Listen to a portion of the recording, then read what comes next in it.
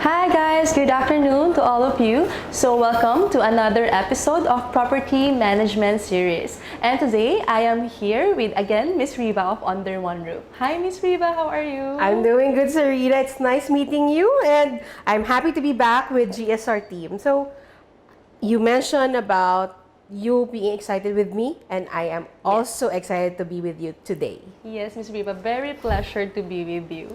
Okay, so today we are gonna talk about leasing. Interesting. It's one thing that we've been hearing a lot, but I think and I heard that GSR has a different attack when it comes to leasing.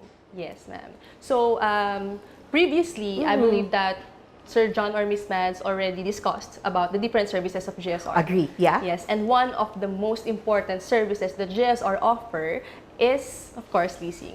So, yes. So, how do you get your clients? I'm just interested because there's a big part of, a big Yes. part of it is getting a client, right? Yes, Ms. Riva, so that's a great question. We actually do get our clients from different ways. Okay. Some of these are, for example, postings, our listings, our available properties for lease Okay. in different social media platforms Okay. like Facebook and YouTube. Also with different property listing websites Alright. like Lamudi.property or RentPad, just to name a few. Oh, I know Lamudi actually Yes. because I've tried Very looking famous. for units in Lamudi, and it's very helpful nga, totoo yun. Yes, yes. And in addition to that, Ms. Riva, we also get our clients through our accredited brokers. Oh, so, okay. yes, we really do not burn bridges with them. You know what, Ms. Riva? GSR leasing team Yeah. is really great in this executing and maintaining great relationship with everyone that they're having a business transaction with.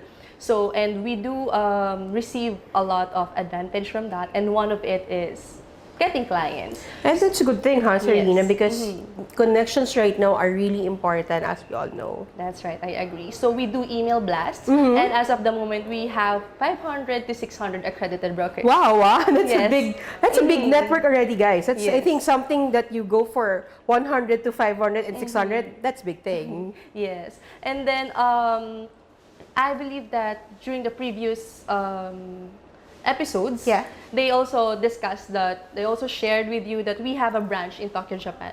Yeah. Yes, so some or most of our clients also came from there in Japan. Oh, so it's like word of mouth, sharing their experiences. Yes, yes. And talking about word of mouth, Yeah. yes. Through word of mouth, of course, because GSR provides goods services, Yeah. we have been receiving lately great feedback.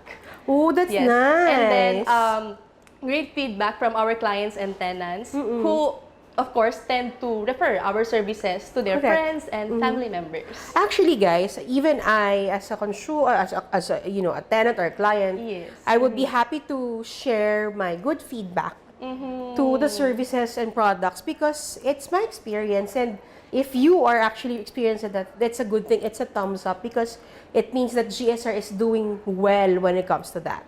Yes.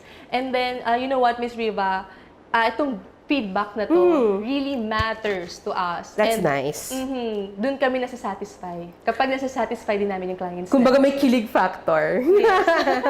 That's That's cute. That's cute. Okay. Yeah. That's good to hear. All right. Serena, you mentioned about, the clients that you have, word of mouth, but how do you advertise your properties? I'm just interested. Kasi maraming ways na ngayon di ba?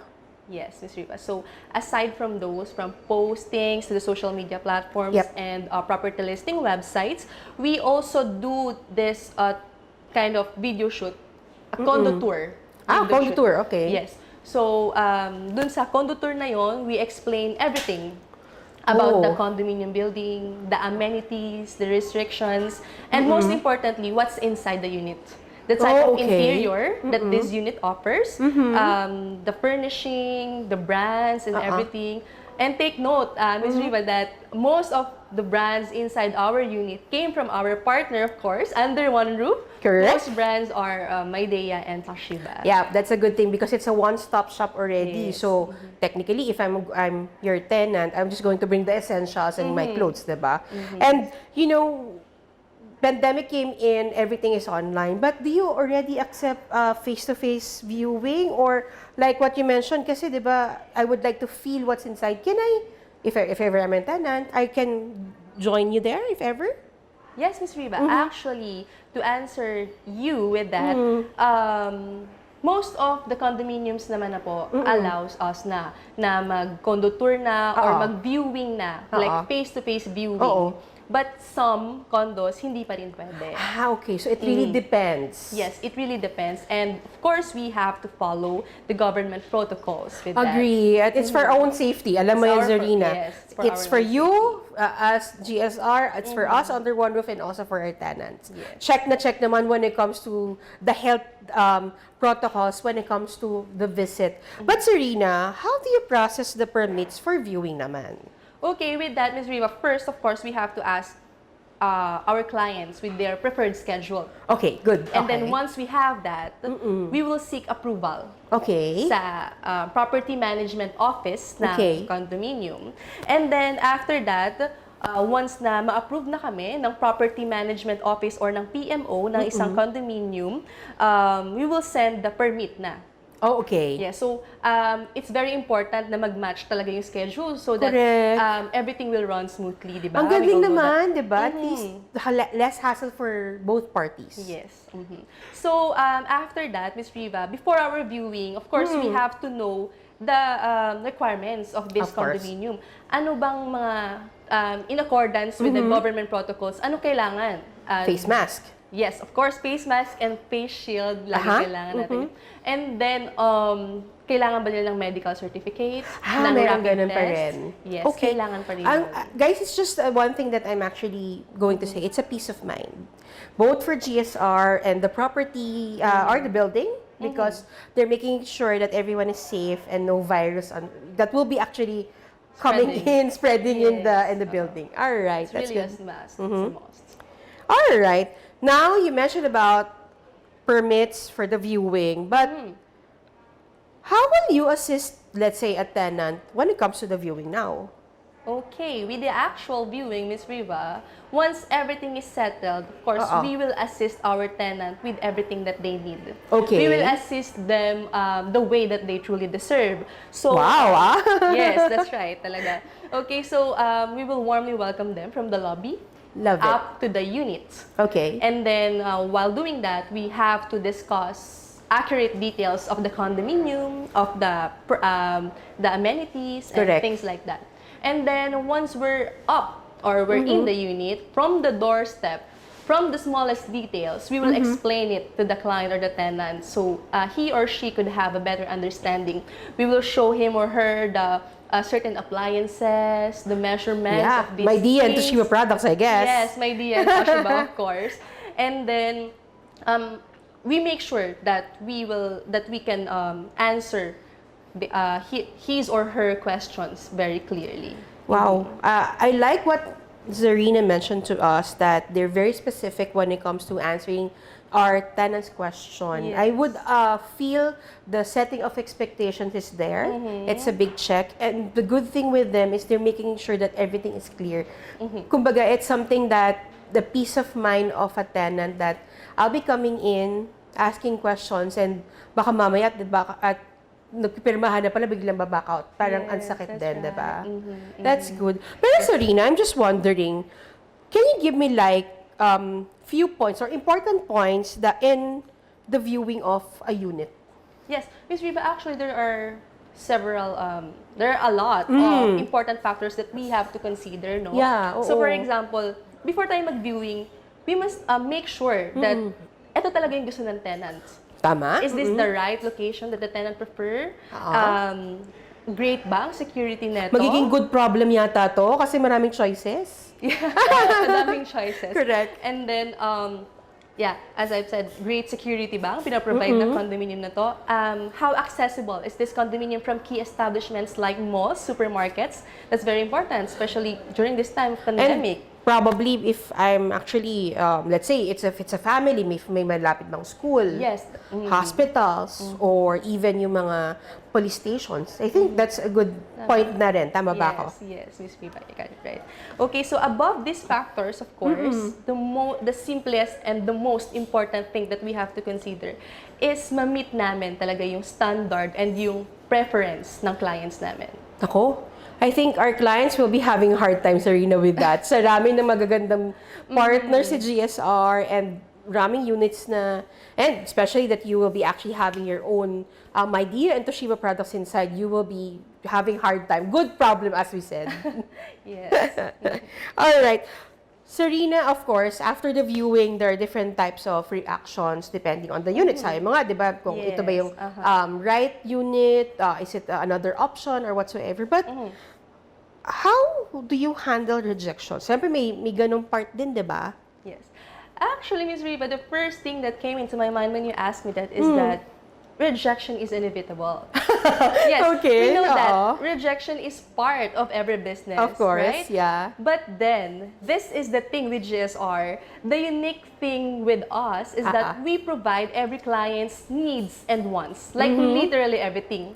So, we do our best to provide their preferences. And so, at the end, we can get the result that we wanted. Oh, okay. So, you will say no first for a rejection. Yes. Alright, maganda yan na. Parang gusto ko yun. Gagawin muna ang lahat. Agreed. Yes, para Sana mapasagot all. ng client. Sana all. But Serena, rejection is there. But then again, if I am a client and I'm happy with the unit that you showed me, how do you close the deal? Okay, so, ganun na rin. Parang answer ko kanina, we close a deal by providing our clients everything that they need. Correct. So, their preferred location, their preferred unit type, the type of furnishing that they need or that they want. So, associated here, Ms. Riva, is of course good communication with them. Our Correct. promise of constant communication with Agree. them. And then, yung na-build namin na good relationship. Correct. Good relationship with them. And then, of course, leasing team on our part being great negotiators. Wow, as we great always say. negotiators. Yes. It's really an important factor. I love it, but that you are actually not just saying no rejections as much as possible, as you mentioned, Yes. and then closing a deal. But then again, how do you screen a tenant? There are different types of tenants kasi, di ba, different, expectations, etc. But Yes. how do you actually pick or screen a tenant? Okay. Siyempre, if I'm going to be your client, peace of mind kasi that's my property, right? Tama, okay. So, here's the thing, Ms. Riva. Of course, our clients or our tenants are very important to us, to GSR. But then, these units are important as well. Agree. So, one of our top priorities is, of course, maintaining this tenant, taking this unit, taking good care of this. So, we screen our tenants thoroughly. How do we do Good. that? By asking valid IDs from them, especially their passport, and then like asking about their employment, their current employment, or their current or their employment history. Okay. Asking certificate of employment, things like that. And then Peace of mind, the security talaga. yes, Oo. security talaga dapat, ma'am. And then so these things are required for our employed Okay. For clients. non-employed, like businessman. Yes, businessman, for example, he or she do have a business. We ask for business permits Okay. or bank statements. Okay. Yeah, things like that. Oh, interesting. So, to add to that, we ask details about the client's previously tenanted unit as Okay. well by getting the certificate of residency from that certain condominium. Good. So, Good. yeah, we really have to do those things, all those things, for the safety ng tenant namin and for the safety, sa assurance na rin nung owner nung Of unit. course. It's like you having actually saying win for the tenant and win for the client that they're safe, they're secured both Yes. ends. That's something that I would like to have, peace of mind, and something that I'm actually securing my investment. Siyempre, every money counts now, as we say, Serena, right? That's right. Wow, it's something that I would like to actually reiterate, something that I would like to, every money counts. So I guess both tenants and clients will assure GSR's, services on property management. Yes. Of course, we will. Talagang we will do everything that we can, Miss Viva, just for our clients and for our tenants. And That's that's one good, of the things that I am proud of. Thank you, GSR. Yes. Okay. All right, so guys, don't forget to actually follow us on Facebook, okay? For Under One Roof, we have Under One Roof Phil. We also have our websites at www.underoneroofphil.com. Okay. Also on GSR, please do visit our website www.gsr-ph.com and do follow us on our social media accounts like Facebook, TikTok, Instagram. Wow, lahat marami din kayo, ha? All right. Thank you very much for your time, Miss Riva. Welcome, Serena. Thank you.